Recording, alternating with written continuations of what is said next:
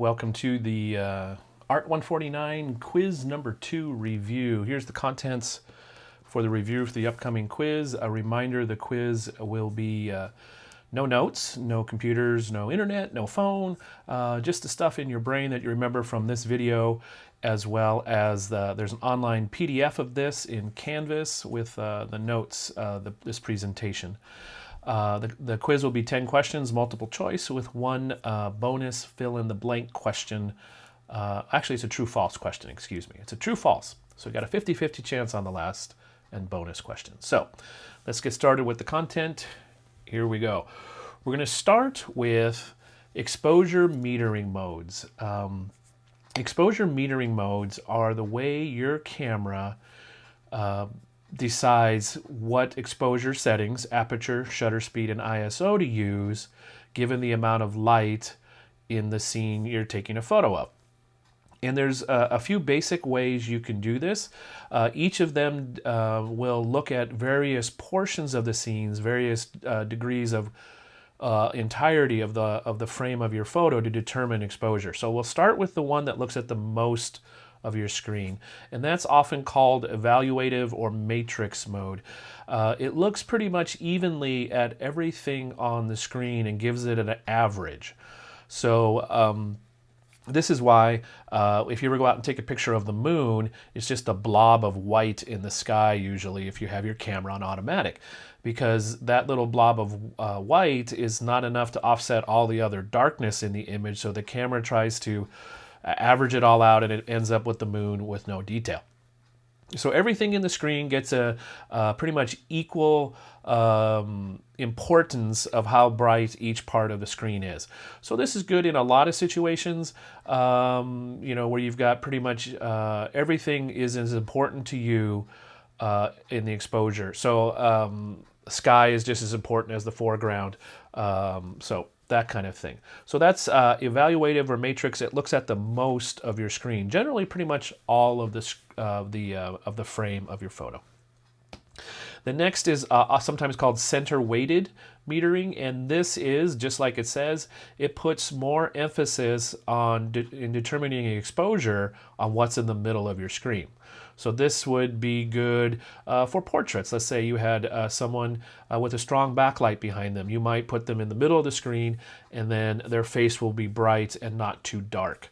If you go with evaluative, you'll kind of get a silhouette because the bright background will throw off, will average out to a too dark exposure on the face of the person. So center weighted looks at a much smaller portion of the screen, or gives more importance, to the center part of your frame. It still includes the other information in the photo, but it gives quite a bit more weight in the averaging to the center of the screen. And the last mode is called spot mode.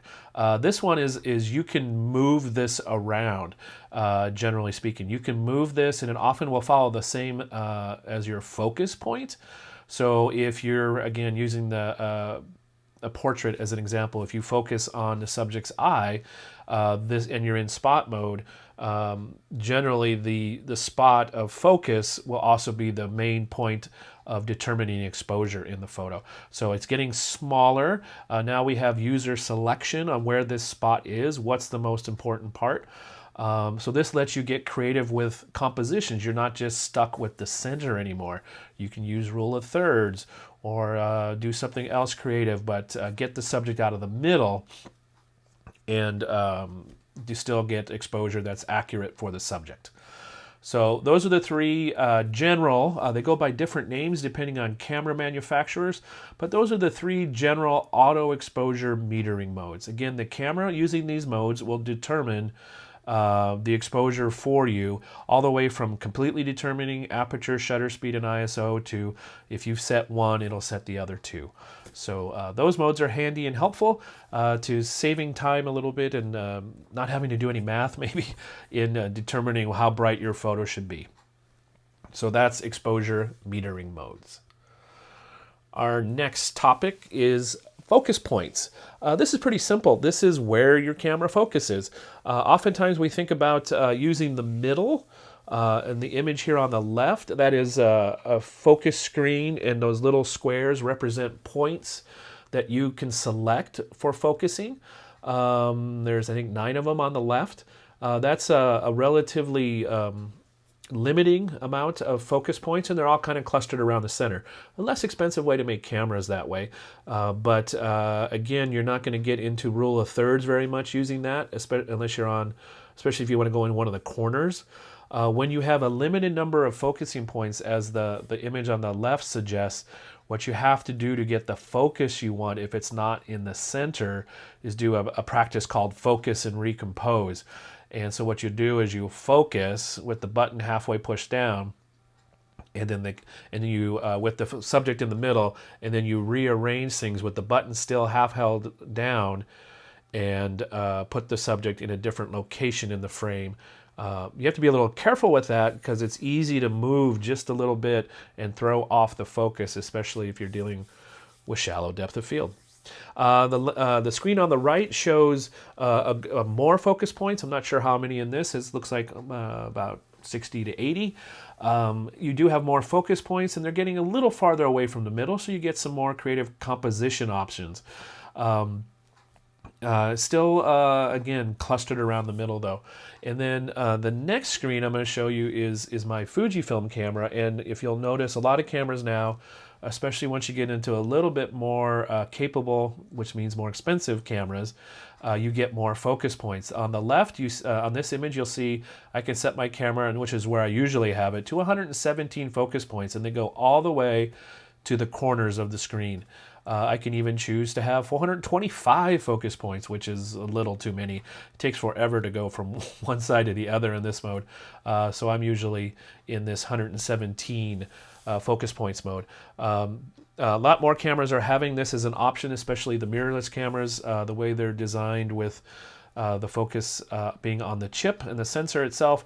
They are doing more common with this type of focusing system, with lots of focus points, selectable almost all the way to the edge of the frame. And again, this lets you get more creative with your compositions. You can move the focus point to have the person in the top left, the top right, the bottom left, bottom right, maybe a little off center or a lot off center. So it's really, really handy for creativity in choosing how you want to frame the image. So that's focus points. Yeah. And then we get to focus modes. So in autofocus especially, there's a variety of options you have for choosing how the camera will focus. Here they are. The different language gets used depending on the different cameras. This graphic just shows Canon and Nikon. I think Sony has their own language, and Fujifilm does, and Olympus and Panasonic. But basically, there's 3 general modes. There's a single shot mode, a continuous mode, and then a computer-driven automatic mode. And let's just talk about the computer automatic one real quick. What that does is if you're in this mode, the camera is going to look at what's in the frame of the image, and it's going to guess what you want to focus on. It's going to use some artificial intelligence, some programming to decide, oh, there's a person in this, let me focus on that. The closest person is what I'll focus on. And sometimes that's what you want, sometimes that's not what you want. I generally don't use the automatic focus mode because the computer doesn't know what I want. So I usually use single or continuous mode, and I'll show you a graphic next on what each of those does. So in the single focus mode, what you get is with each half press of the shutter button, your camera will autofocus wherever you have set the focus point at that distance. So whatever's underneath the focus point, which see the previous slides, whatever's underneath that with a half press, let's say it's 4 feet away. So that's where it's going to focus. It's going to focus at 4 feet. And as long as you keep that button pushed down halfway, it will stay focused at 4 feet, no matter what you point and move the camera to point at. Even if something's a mile away underneath the focus point, if you keep it under the half press, that's what it'll focus on. Then we get to a continuous focus mode. So as long as you have the shutter button pushed down halfway, it's going to calculate focus on the focus point as you move the camera. So this is great for moving subjects. Single focus is obviously good for subjects that aren't moving. It tends to be a little faster, single does. Continuous is good for subjects that are getting closer or farther away, or changing their distance to you. Sometimes it's a little less accurate, but it's nice to have the option. If someone's walking towards you, or a dog running to catch a frisbee, you can catch it as it changes the distance. The focus will stay the same. I mean, the camera will continually focus on the moving, changing distance of the subject. And then the last focus mode is a manual focus, where you, the user, will mechanically turn a focus ring on the camera lens to determine what you want in focus. Some people love doing that. I'm not very good at it, especially in the camera I use doesn't have a great manual focus system. So I use the autofocus modes because they've gotten really, really good. So the single for general purpose use, continuous for moving subjects, especially if distance is changing a lot or a little, and then those are the two modes I use the most. So focus modes, again, you're deciding how you want to have the camera operate with you in as you're focusing. All right, next we have the modes for the drive. And the drive is in reference to old film cameras. There used to be a motor that would wind the film if you were in a camera that had an auto winder on it. So it was called a drive. So there's several different modes for this, and I'll go through them right now. So the first mode is called single mode. That means when you click once, you'll get one photo. This is, again, general purpose, what most people shoot using, because it just works. And then second kind of drive mode, the option you have is sometimes called burst mode, multi-mode, continuous mode. So as long as you hold the shutter down while you're in this mode, it will take pictures. So this is good for moving subjects. For subjects where, or maybe when your shutter speed's a little slow and you don't have a tripod, and maybe you're taking 3, 4, 5, 10 photos, and one of them will be sharp because it caught in between your camera movement. And then the last drive mode is called self-timer, and this is where you get a delay from when you press the shutter to when it takes the photo. Traditionally, this is used for, getting yourself in the photo as the photographer, but there's another use which I'll cover in just a second here. So the burst mode is for continuous shooting. A lot of cameras will have two speeds for this, a high speed mode and a lower speed mode, anywhere from a few frames per second through 10 to 15 frames per second in the higher modes and some of the newer cameras. Every camera is a little different on this. This is one thing you'll get when you upgrade cameras. You will get, you spend more money. You will tend to get more frames per second and more continuous photos in one burst. Some of the entry-level cameras, like the Canon Rebels, will do maybe 3 to 5 frames per second, and you might get 10 JPEGs and 4 or 5 RAW photos. So that's what those are for. So another way to use this is, in addition to capturing and freezing motion. So when you've got subjects that are moving and you want to capture that moment of impact, or like a baseball bat hitting a baseball, you can't just click once and capture that moment. You have to start a little bit before you think it's going to happen and keep going a little bit after. So then one of those photos, maybe in the middle or so, will have the moment where the bat hit the ball. You can also use this, and I've used this where I've got a shutter speed that's a little bit slower, and I know I'm going to be potentially moving a little bit, so I'll take 3 to 5 photos, and then one of those photos will be in between my little camera shaky body movement, and so that's good stuff for that. And again, every camera has different number of frames per second it can shoot, and how many photos in a row it can shoot before it slows down or even stops taking photos. Some of the newer, more expensive cameras, over $1,000 or so dollars, you get, like I said, somewhere between 5 and 8 frames per second, and somewhere between 20 and 50 photos before they fill up. So that's quite a bit of photo taking. So it's nice to have the option. And then the self-timer mode for delayed shooting, here's another use for that. When your camera's on a tripod and you take a photo, you're usually doing with a longer exposure, a half a second, maybe up to 3 or 4 or even longer seconds. So just the simple act of touching the camera to initiate the exposure introduces just a little bit of shake into the photo. You're moving the camera just a little bit. So especially exposures under 2 or 3 seconds, that can be noticeable in the photo. So turn on self-timer and then go click, and then the camera will go 1, 2, usually 2 seconds if you set it to the short mode, and then it'll take the picture without you touching the camera, so you get a little bit sharper photo. Next up, we have the awesome topic of histogram, which is a simple graph of the distribution of the tones in your image. So it's a chart, it's data about the brightness levels in your photo, how much you have. It'll tell you about contrast, it'll tell you about if you've got exposure potential problems in highlights that are too bright and gone pure white, or shadows that have gone to pure black. It's information that is quantitative in nature, so it's numbers, but it doesn't tell you qualitative, which is opinion data about your photo. It's not going to tell you if it's a good photo or a bad photo, at least in an art class. So here's what a histogram looks like. On the left-hand side at 0, that's pure black.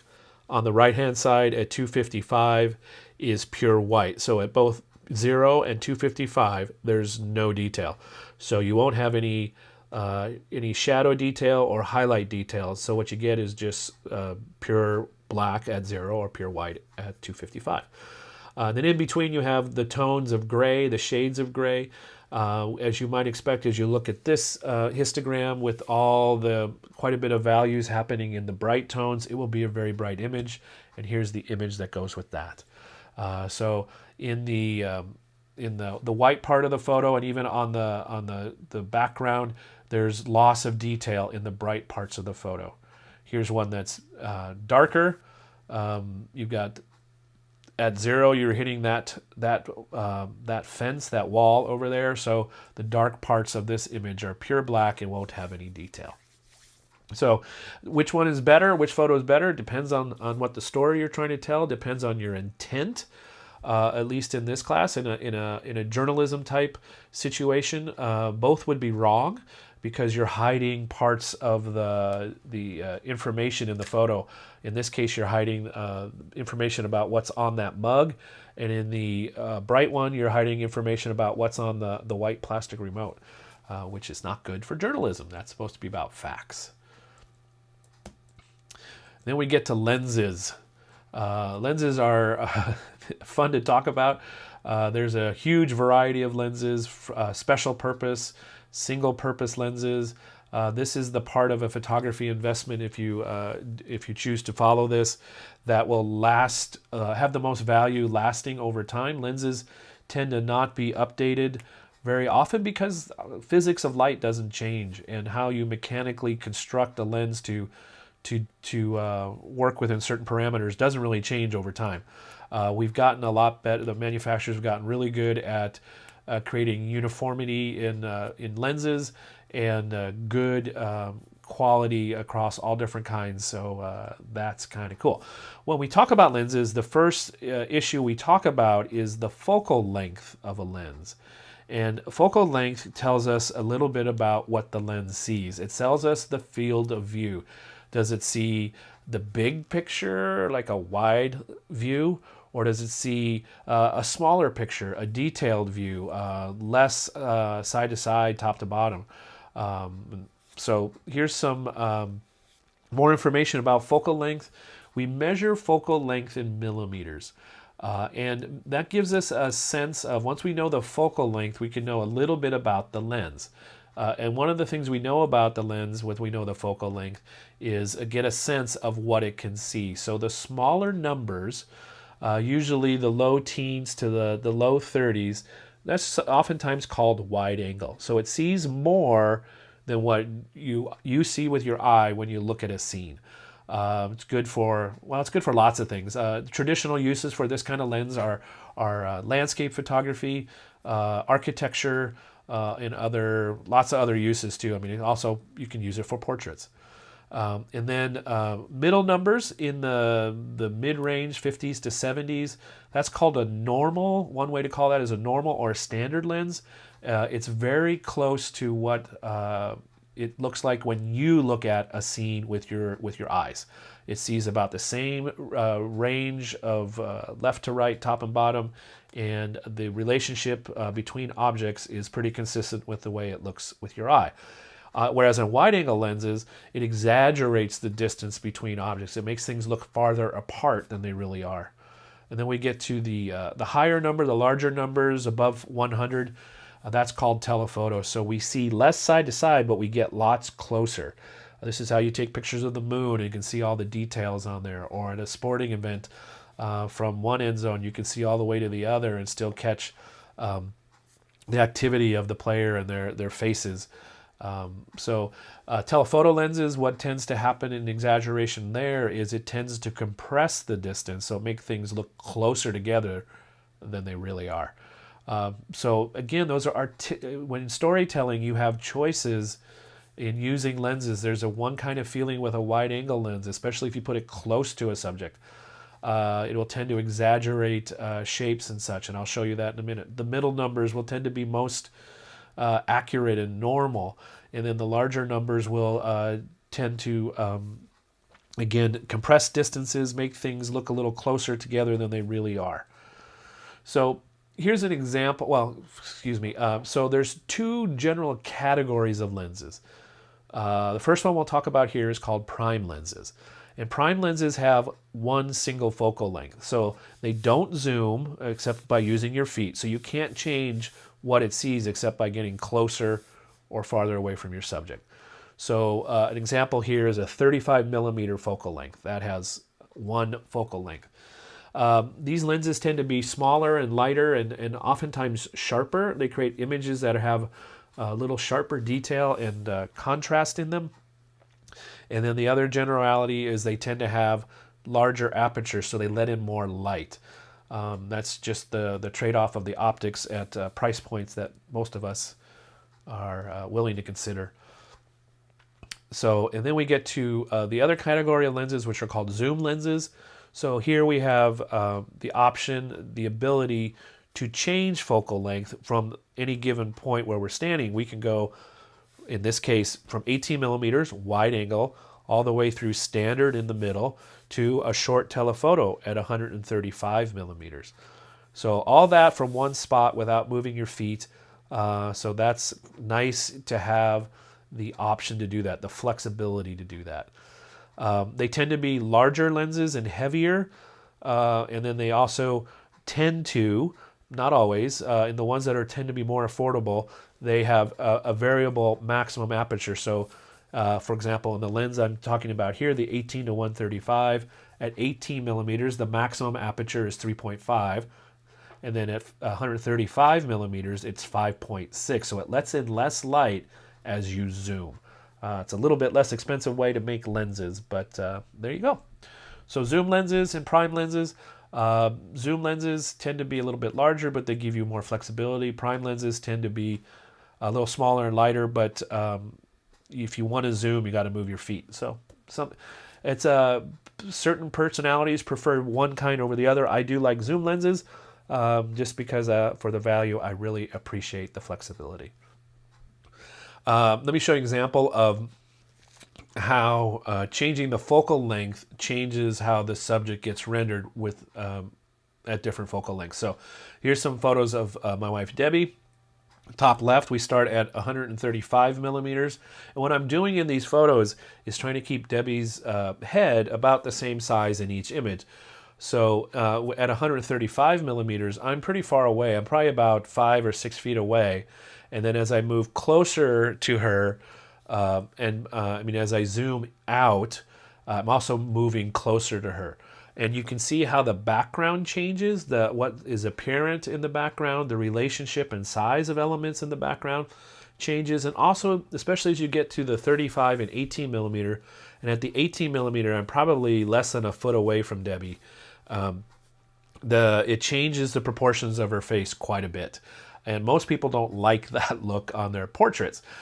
So don't take a wide angle lens and put it up close to people, unless you decide that's what you want to do. There's a famous photographer named Platon who takes photos of presidents and such, and he does that. He uses a wide angle lens and he gets low, but it's a very powerful looking thing. Don't do it like this, like I did here to Debbie. Sorry, Debbie. Thank you for letting me do that too.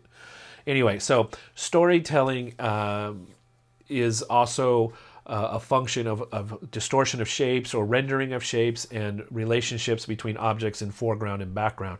And you can change that by changing your focal length. All right, changing gear a little bit to HDR, a type of photography that is designed it's not a special effect, it's a technique to overcome some of the shortcomings, a specific shortcoming of our digital camera sensors. And the shortcoming it works to overcome is that our eyes see more dynamic range, brighter brights and darker darks at the same time than our cameras do. So HDR stands for high dynamic range. And it's a technique where you take multiple exposures of the same image, and then each of those multiple exposures, you're changing the exposure settings on the camera so that you get 3 to 7, usually, different exposure values in each of the photos, brightness levels, that you will then combine, where you get the details in the brights and you get to retain the details in the darks, because you have a photo that is exposed for the darks, another photo that's exposed for the brights, one maybe that's exposed for the middle, that would be 3. And then maybe you have 2 more in between the very bright brights, 1 more in between the bright brights, and 1 more in between the dark darks, so that would be 5.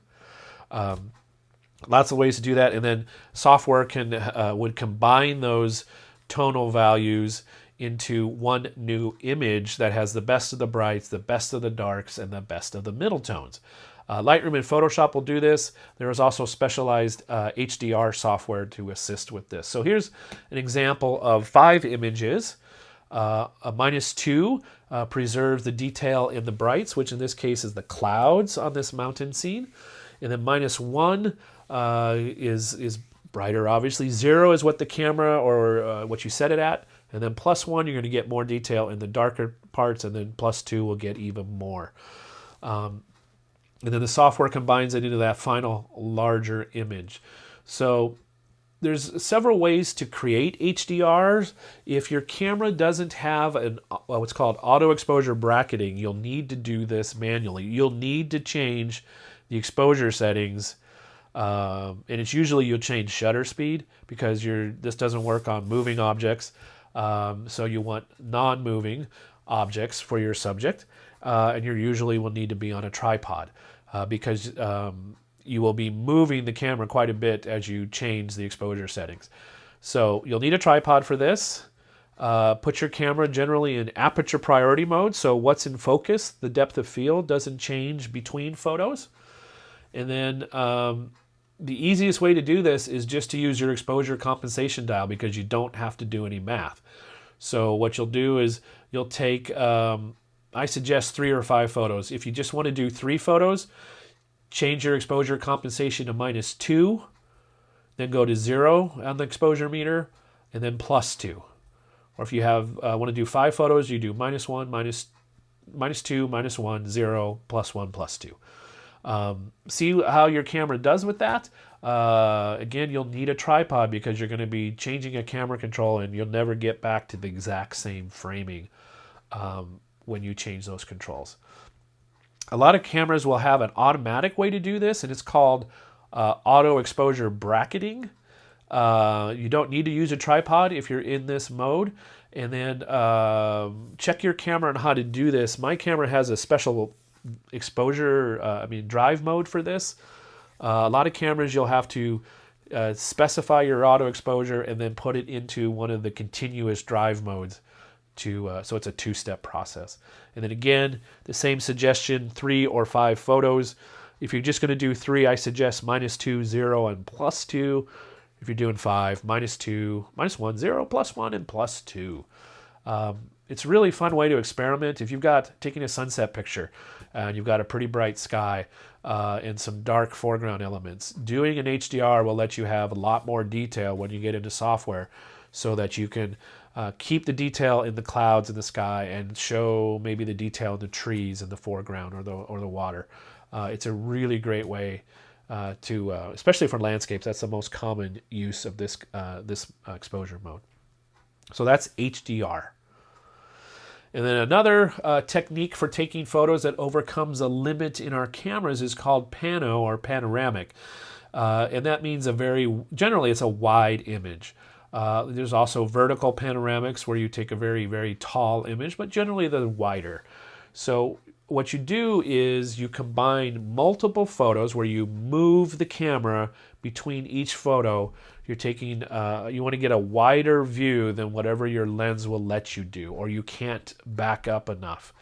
So it's great for small spaces or very, very large spaces where you can't get it all in one photo, even with a wide angle lens. So you get a much larger scene than you could with a single photo. And again, you're going to use software to help you put these usually 5 to 7, sometimes more images. If you're doing a 180 degree, so it's basically all the way from the left to all the way to the right, or vice versa. Use software to stitch those images together. And the key to making this work is that you overlap a little bit between each of the different images. So for example, in this sequence, between the photo on the left and the photo next to it, photo number 1 and 2, you can see there's that mountain peak is in both images. The general rule of thumb on how much to overlap is about 20%. I just kind of eyeball it. I usually do a little more than I might need.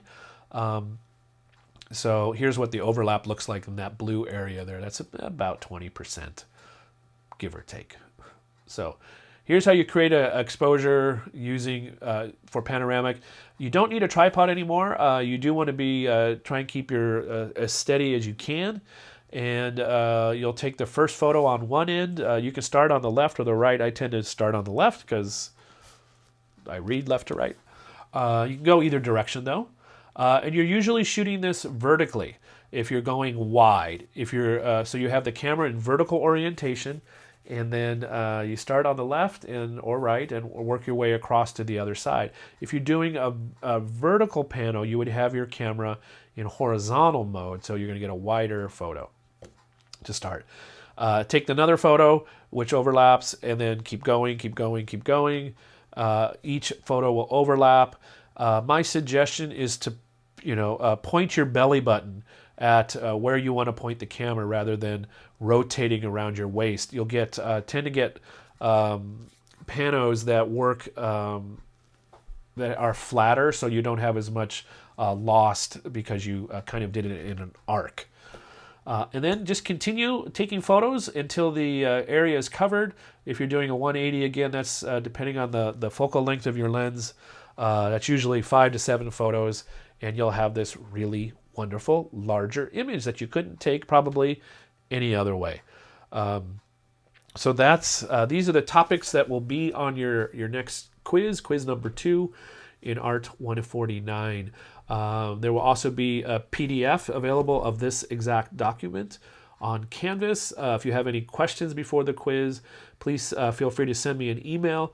Let me know, and I will be glad to answer those questions. Again, a reminder, the quiz is closed notes, no computers, no phones. You'll need to use the knowledge that you've retained from this video and or the PDF. Wish you the best of luck. Have fun taking the quiz. It's only 20 questions, multiple choice. Don't stress. All right, see you on quiz day.